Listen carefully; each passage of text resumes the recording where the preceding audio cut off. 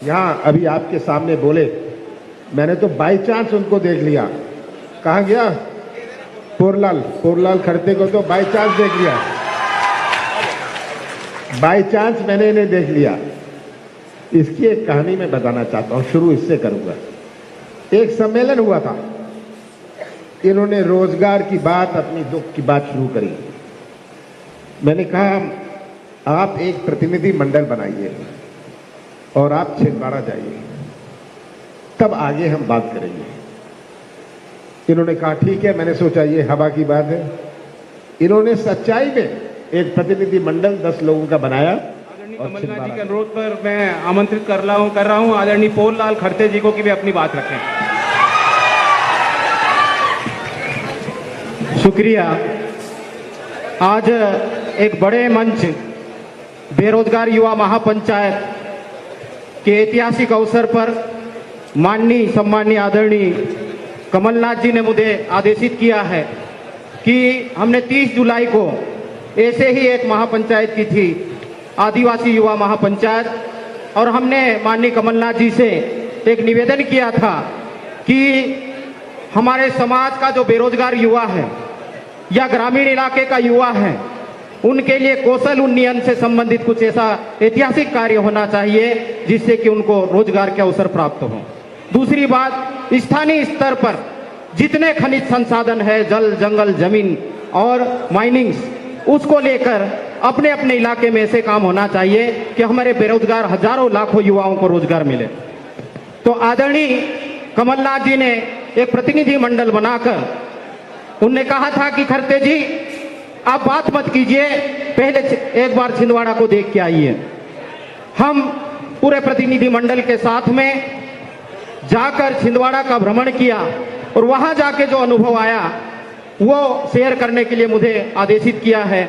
मैं ये शेड्यूल में कार्यक्रम नहीं होने के बावजूद भी, चूंकि रियलिटी है, रियलिटी लोगों को पता चलना चाहिए, तब उसका असर होता है, वो मैं रखने के लिए यहाँ पर उपस्थित हुआ हूँ। एक माननीय कमलनाथ जी का नारा लगा के अपने ध्यान आकर्षित करके संक्षिप्त में अपनी बात करूंगा। और जोश ऐसा होना चाहिए कि ये मध्य प्रदेश की जो शिवराज सरकार है वो हवा के साथ में उड़ जाए। जय जय कमलनाथ, जय जय कमलनाथ, जय जय कमलनाथ। शुक्रिया। तो छिंदवाड़ा में माननीय कमलनाथ जी को भगवान क्यों माना जाता है, ये हम प्रत्यक्ष देख के आए। वहां जाके हमने देखा 11 स्टील सेंटर का हमने विजिट किया। और ये इधर बात न कीजिए, कृपया बात न करें, बात न कीजिए। 11 स्टील डेवलपमेंट सेंटर का विजिट किया और वहां पर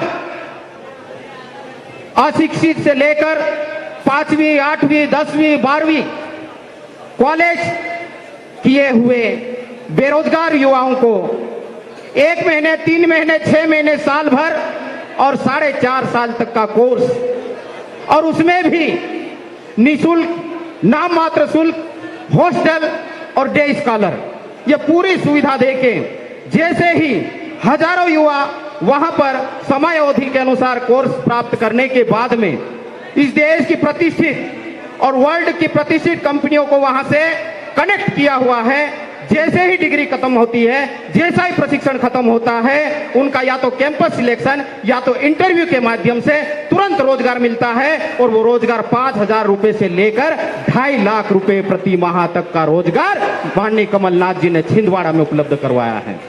तो मध्य प्रदेश में हमने निवेदन किया हुआ है कि मध्य प्रदेश में माननीय कमलनाथ जी के नेतृत्व में जब हम 150 से अधिक विधानसभा सीट जीत के देंगे तो माननीय कमलनाथ जी जो छिंदवाड़ा मॉडल है पूरे मध्य प्रदेश में लागू करेंगे। और मैं पूरे पूर्ण विश्वास के साथ में आदिवासी प्रतिनिधि होने के नाते और एक युवा प्रतिनिधि होने के नाते यहाँ कमिटमेंट करता हूं कि उसमें से यदि 25% भी छिंदवाड़ा मॉडल को पूरे मध्य प्रदेश में लागू किया गया तो यह मेरे जो मध्य प्रदेश के लाखों बेरोजगार युवा हैं उनको रोजगार मिलेगा।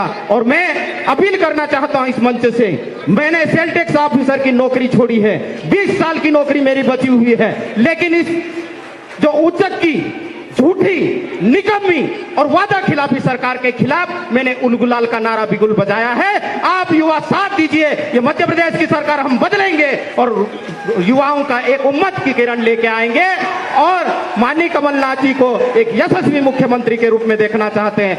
कमलनाथ जी सिर्फ बात नहीं करते हैं, काम करते हैं। हमने जितनी बार मुलाकात की है, काम की बात करते हैं। आप टिकट मांगने के लिए जाते हैं तो वो बराबर बात करते, लेकिन मुद्दे की और इस प्रदेश की जनता की व्यथा की पीड़ा की बात लेकर जाते हैं तो पूरा पूरा मान सम्मान देते हैं। 15 महीने की सरकार में भी हमने देखा और आने वाले 5 साल की सरकार में भी हम देखेंगे। मैं मेरी बात को यहीं खत्म करूंगा। मुझे यहां पर बात रखने का अवसर दिया, खूब खूब धन्यवाद। 2 नारे के साथ में, चूंकि मध्य प्रदेश देश और संविधान और लोकतंत्र खतरे में है, हम सब युवाओं को एक उलगुलाल करना होगा, तभी इस देश को बचा पाएंगे, संविधान को बचा पाएंगे, लोकतंत्र को बचा पाएंगे और मध्य प्रदेश को बचा पाएंगे, नारी शक्तियों को बचा पाएंगे। भारत देश की रक्षा कौन करेगा? आवाज जोर से आना चाहिए, मुट्ठी बंद करके। भारत देश की रक्षा कौन करेगा? भारत देश की रक्षा कौन करेगा? संविधान की रक्षा कौन करेगा? संविधान की रक्षा कौन करेगा? लोकतंत्र की रक्षा कौन करेगा? लोकतंत्र की रक्षा कौन करेगा? आखिरी बात, मध्य प्रदेश की रक्षा करना हमको। मध्य प्रदेश की रक्षा कौन करेगा? मध्य प्रदेश की रक्षा कौन करेगा? शुक्रिया, बहुत बहुत धन्यवाद। मुझे एक बात याद आती है इंदौर आके कि 44 साल पहले मैं जवान था, अभी भी जवान हूं, ये मत सोचिएगा मैं बूढ़ा हूं। मैं एक शादी में आया था तो लोगों ने मेरे से पूछा आप हैं कहां के? मैंने कहा मैं छिंदवाड़ा का हूं। वो देखने लगे ये छिंदवाड़ा क्या, कौन सी जगह है? कि छिंदवाड़ा का कोई तालुका इंदौर से नहीं था, भोपाल से नहीं था। ये तब जब मैंने वहां से 79 में चुनाव लड़ा, मुझे ये बात याद थी कि मैं छिंदवाड़ा की एक पहचान प्रदेश में बनाऊंगा और वो मेरा लक्ष्य बना। राजनीति मेरा लक्ष्य नहीं थी, राजनीति में मैं तो था, पर छिंदवाड़ा की एक पहचान बनाऊंगा कि छिंदवाड़ा की पहचान होए। जब मैं शादी में जाऊं, लोग मेरे से ना पूछें ये छिंदवाड़ा है कहां, ये किस कहां है ये। अभी आपकी बातें सुनी, सुन के ताजुब हुआ, आश्चर्य हुआ, पर साथ साथ बहुत दुख हुआ। दुख इसीलिए हुआ कि आप जो मेरे सामने बैठे हैं, आप मध्य प्रदेश के भविष्य का निर्माण करेंगे और अगर आपका ही भविष्य अंधेरे में रहा तो कैसा निर्माण होगा हमारे मध्य प्रदेश का। आज जो नौजवान हैं और 20 साल पहले के नौजवान में बहुत अंतर है। आज के नौजवान में अपनी सोच है, आज के नौजवान का अपना दृष्टिकोण है, आज का नौजवान सोशल मीडिया से जुड़ा है। 5 साल पहले भी 25% लोग सोशल मीडिया से जुड़े थे, आज 95% सोशल मीडिया से जुड़े हैं। जिनको जो लोग आपको ज्ञान देने आते हैं, आप उनको ज्ञान दे सकते हैं। ये आज का नौजवान है। तो ये अंतर हमें समझना है 20 साल पहले का। मैं तो 44 साल से चुनाव लड़ रहा हूं और जीत रहा हूं। मैंने देखा कितना अंतर है, कितना परिवर्तन हुआ लोगों में, सोच में, नजरिए में, दृष्टिकोण में, राजनीति में कितना अंतर हुआ है। और ये आज आप यहां आए, यहां कोई पुरस्कार नहीं मिलना, यहां कोई ठेका नहीं मिलना, यहां कोई कमीशन नहीं मिलनी। आप आए हैं क्योंकि आपको अपने भविष्य की चिंता है। और अभी मैं सुन रहा था, मेरे को इतने सारे आवेदन दिए कि ये मामला अटका हुआ है, फलाना चीज अटकी हुई है 3 साल से, हमारा नाम यहां नहीं जुड़ा। हमारी भर्ती हो गई पर हमें चिट्ठी नहीं मिली, भर्ती हो गई हमें ज्वाइन नहीं करने दिया। इस प्रकार की बातें आवेदन में आपने कहीं भी और मैंने आवेदन में भी देखा। कितना चिंता का विषय है। मुझे ताज्जुब होता है कैसी सरकार ये चल रही है। जिस सरकार की प्राथमिकता नौजवान ना होए, उस सरकार को क्या करना चाहिए? लात मार के हटाना चाहिए। ये कड़े शब्द मैं यूज कर रहा हूं, का उपयोग कर रहा हूं, क्योंकि आप ही हमारे भविष्य। और रोजगार, एक हुआ शासकीय रोजगार, एक हुआ प्राइवेट रोजगार। आज मध्य प्रदेश में कोई निवेश नहीं आता। शिवराज सिंह जी यहां आके इंदौर में नाटक करते हैं 6 दफे, इन्वेस्टमेंट समिट 33 लाख करोड़ रुपए आएगा। मैं तो शिवराज सिंह जी को कहता हूं, जो आपके रिक्त पद हैं आप इसको ही भर दो, बाकी की बात बाद में कर लो। शिवराज सिंह जी घोषणा करेंगे 1 लाख नौजवानों को रोजगार मिलेगा। रिक्त पद नहीं बढ़ेंगे, जिनके मामले अटके हैं उनको नहीं रखेंगे। ये क्या मजाक है? ये क्या हो रहा है अपने प्रदेश में? मेरी चिंता का विषय नहीं है, ये तो आपकी चिंता का विषय है। और निवेश आता है, निवेश आने से होता क्या है? बच्चों, आपको ये बात समझनी है। निवेश विश्वास से आता है।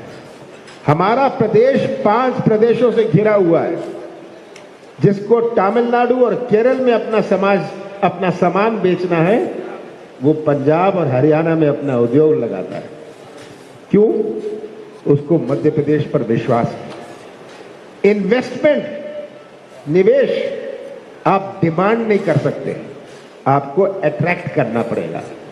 Investment can not be demanded, it has to be attracted.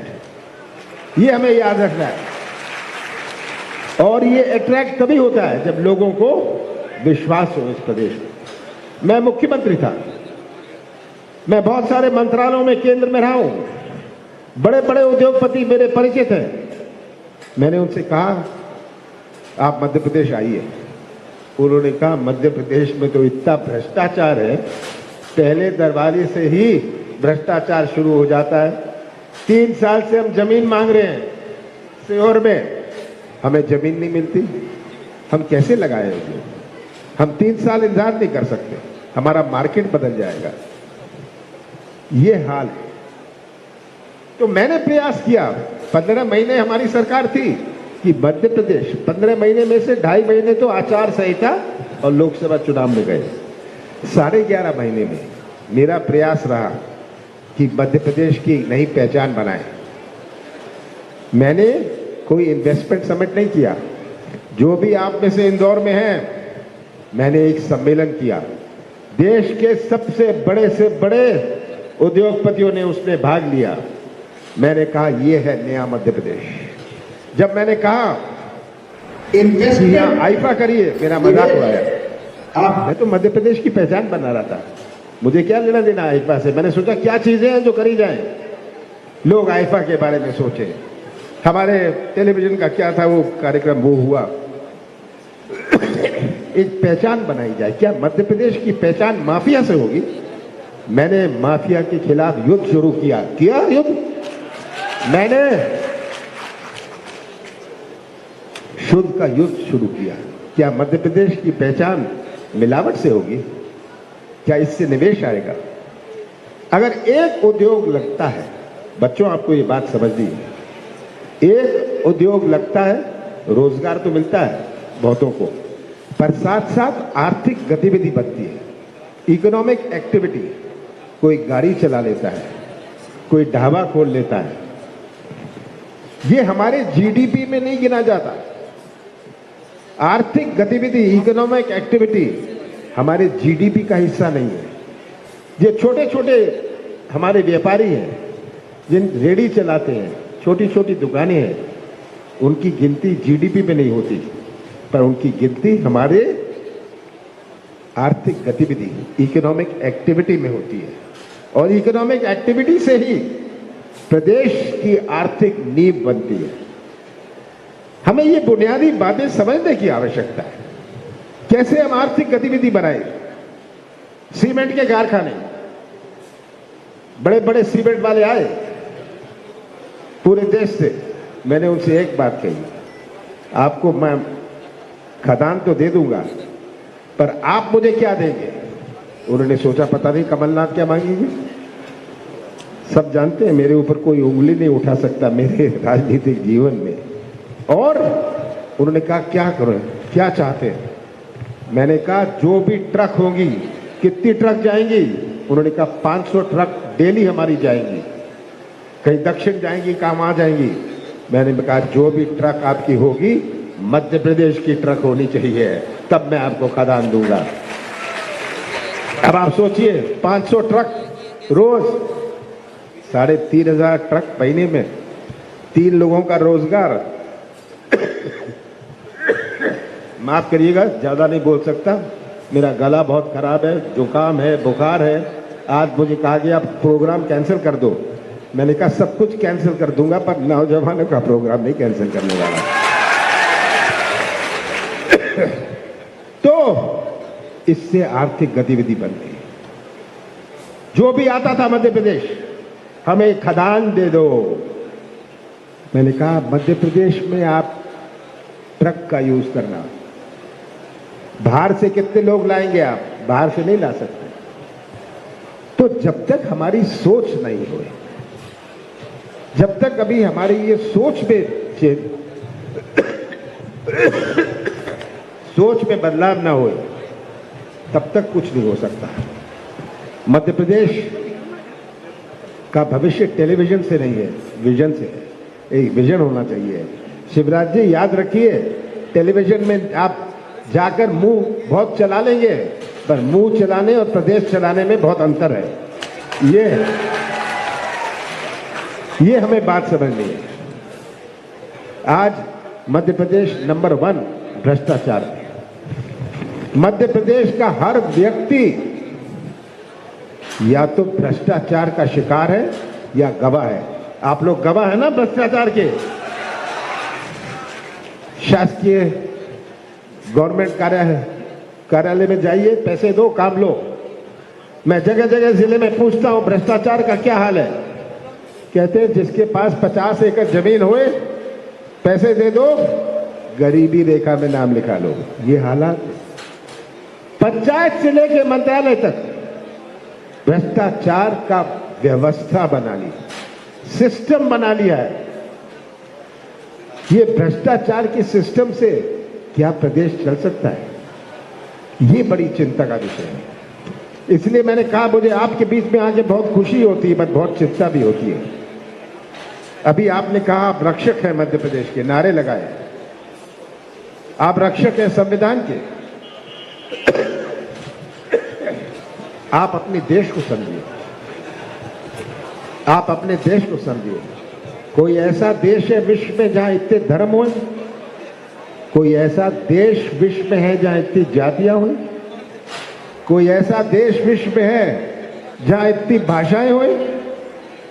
कोई ऐसा देश विश्व में है जहां इतनी देवी देवताएं हुई? कोई देश है ऐसा, कोई देश है विश्व में जहां इतने त्योहार हुए? ये अपना भारत है। और भारत अगर एक झंडे के नीचे खड़ा है, क्योंकि हमारी संस्कृति जोड़ने की संस्कृति है। हम दिल जोड़ते हैं, संबंध जोड़ते हैं, रिश्ता जोड़ते हैं। आपके गांव, आपके मोहल्ले में कितनी जातियों के लोग रहते हैं, कितने धर्म के लोग रहते हैं, भाईचारा है। तो आप इस संस्कृति के रक्षक हैं, इस संस्कृति के रक्षक हैं, क्योंकि यही संस्कृति हमें आगे आने वाली पीढ़ियों को सौंपनी है। बाबा साहब अंबेडकर ने कितनी बड़ी चुनौती थी कि ऐसा देश जिसमें इतनी अनेकता है, इतनी विभिन्नता है, ऐसे देश का संविधान बनाने की, ये बाबा साहब अंबेडकर के सामने चुनौती थी। बाबा साहब ने ऐसा संविधान बनाया कि सबकी रक्षा हो, और ऐसा संविधान बनाया कि कई देशों ने उस संविधान की नकल करी। आज अगर ये संविधान गलत हाथों में चले जाए तो क्या होगा? आज संविधान गलत हाथों में चला जाए तो क्या होगा? तो आप उस संविधान के भी रक्षक हैं, आप उस संस्कृति की रक्षक हैं। और यही मैं आपसे आज कहना चाहता हूं। आपकी बात तो सुन ली कि कानून लाइए, शिक्षा में ऐसा किया जाए वैसा किया जाए, इसकी मुझे चिंता नहीं है। ये अगर इच्छा होए, तमन्ना होए, दिल होए और इसमें प्राथमिकता होए, ये कोई बड़ी चौड़ी बातें नहीं है। लंबी लिस्ट दी है मुझे, मैं पढ़ना नहीं चाहता। मैं सोच रहा था इसमें कौन सी चीज है जो हम नहीं करेंगे। मैंने चुना इसमें हम घोटाला नहीं करेंगे भर्ती में, ये मैंने चुना। जहां देखो घोटाला, पैसे दो काम लो। आपने पटवारियों का तो सुन लिया, मैं क्या बताऊं। ये भर्ती परीक्षा किस प्रकार से जब मैं पढ़ता हूं, देखता हूं, मुझे ताज्जुब होता है। तो मैं तो आपसे यही कहना चाहता हूं, कमलनाथ का साथ मत देना, कांग्रेस का साथ मत देना, पर सच्चाई का साथ आप जरूर दीजिएगा।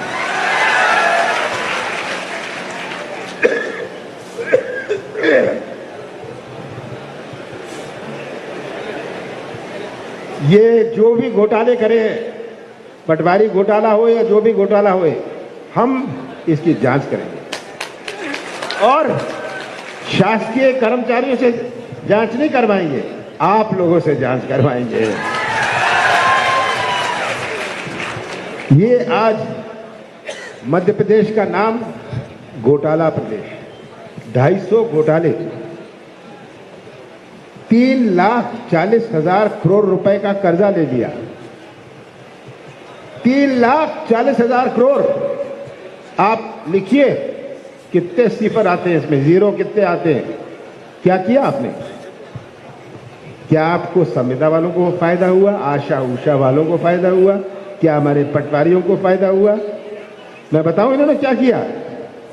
इन्होंने ये कर्जा लेके बड़े बड़े ठेके दिए, बड़े बड़े ठेके पिछले 10 महीनों में दिए।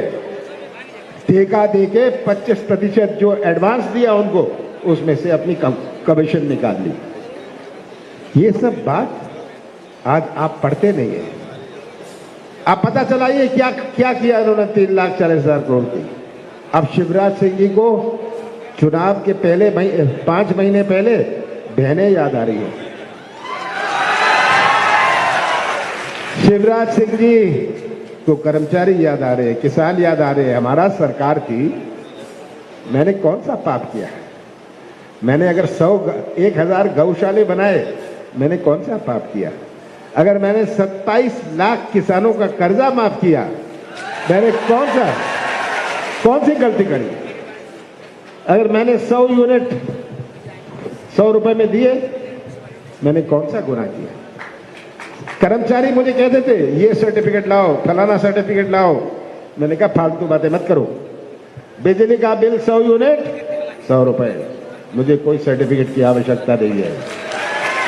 यहां से आप में से कोई नीमच मंदसौर से है?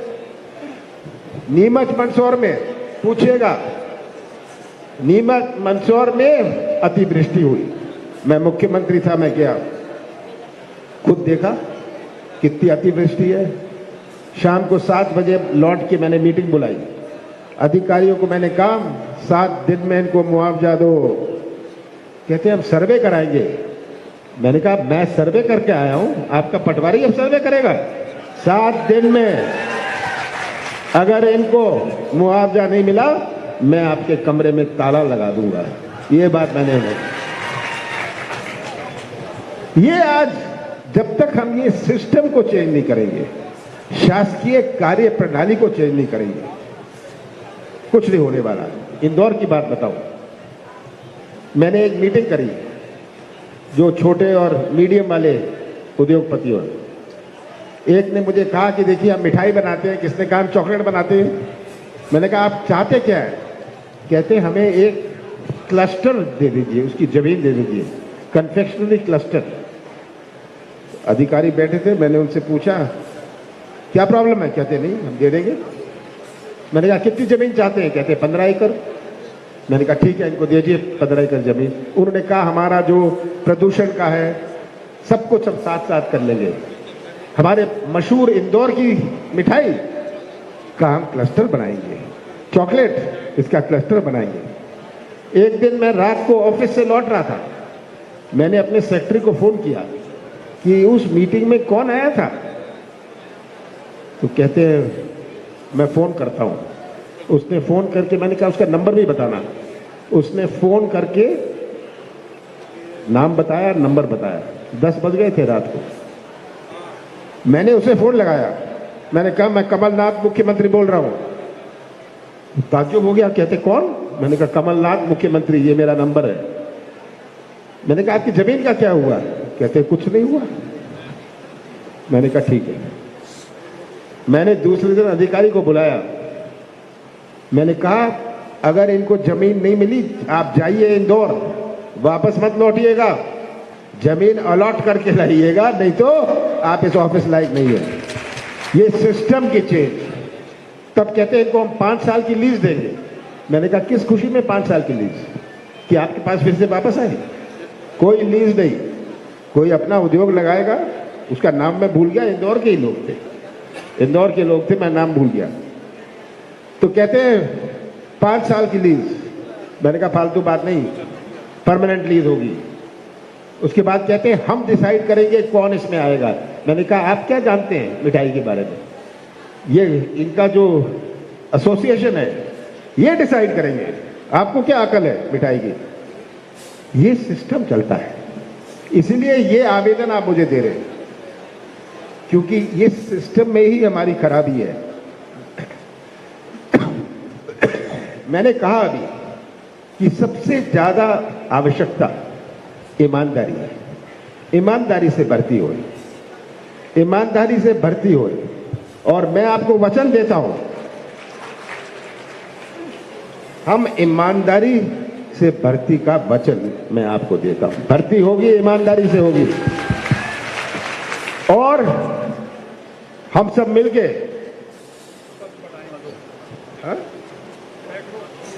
बैकलॉग की तो बात मैंने कह दी पहली सभा में। बैकलॉग तो भर्ती करना है, मैं तो शिवराज से कहता हूं आप बैकलॉग भर्ती करिए। प्राथमिक शिक्षा की बात करिए, ये सब देखिए छुटपुट बातें हैं, इसकी आप चिंता मत करिए। अब आपके ऊपर है, आपके ऊपर है। चुनाव के बाद जब कांग्रेस की सरकार बनेगी, आप मेरा कुर्ता पकड़ के, मेरा कुर्ता खींच के ये करवाइएगा। मेरे पास तो 1000 समस्या आ जाएंगी। और जो यहां खड़े हैं, जो इस सम्मेलन का संचालन कर रहे हैं, इनके कपड़े फाड़िएगा अगर ये नहीं हुआ। तो मुझे पूरी उम्मीद है कि आप रक्षक बनेंगे, मध्य प्रदेश के भविष्य की रक्षक बनेंगे, हमारी संस्कृति की रक्षक बनेंगे, हमारे संविधान की रक्षक बनेंगे। और अगर आपने ये संकल्प ले लिया तो कोई नहीं रोक सकता, कोई नहीं रोक सकता आपके उज्जवल भविष्य की। आपको बहुत बहुत शुभकामनाएं।